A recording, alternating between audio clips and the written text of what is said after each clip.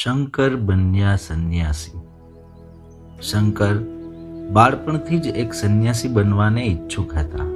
એટલા માટે એણે એક દિવસ પોતાની મા પાસેથી આજ્ઞા માંગી, પરંતુ એમના માતા પોતાના પુત્ર વગર જીવન પસાર કરવાના વિષયમાં વિચાર પણ કરી શકતા ન હતા.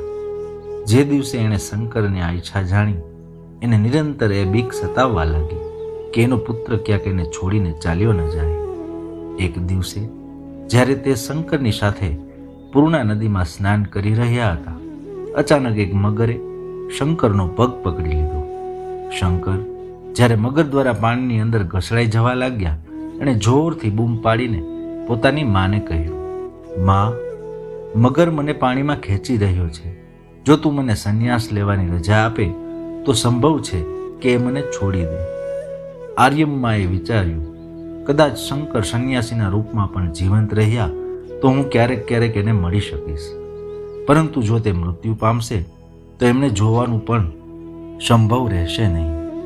વિવશ થઈને માએ શંકરને સંન્યાસી બનવાની અનુમતિ આપી દીધી. જેવા શંકર નિર્ધારિત મંત્રોનો જાપ કરીને સંન્યાસી બન્યા કે તરત એ મગરે એનો પગ છોડી દીધો અને પાણીમાં અદૃશ્ય થઈ ગયો. કહેવાય છે કે તે મગર બ્રહ્માના દ્વારા શાપિત એક ગંધર્વ હતા. તે પોતાના સ્વરૂપને પ્રાપ્ત કરીને શંકરના ગુણગાન ગાતા ગાતા પોતાના લોકમાં ચાલ્યા ગયા. શંકર તરીને કિનારે આવી ગયા. એને જીવતો જોઈને આર્યમ્બા અત્યંત પ્રસન્ન થઈ ગયા.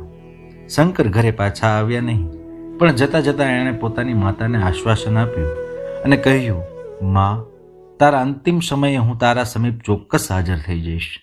ઓમ નમો નારાયણાય.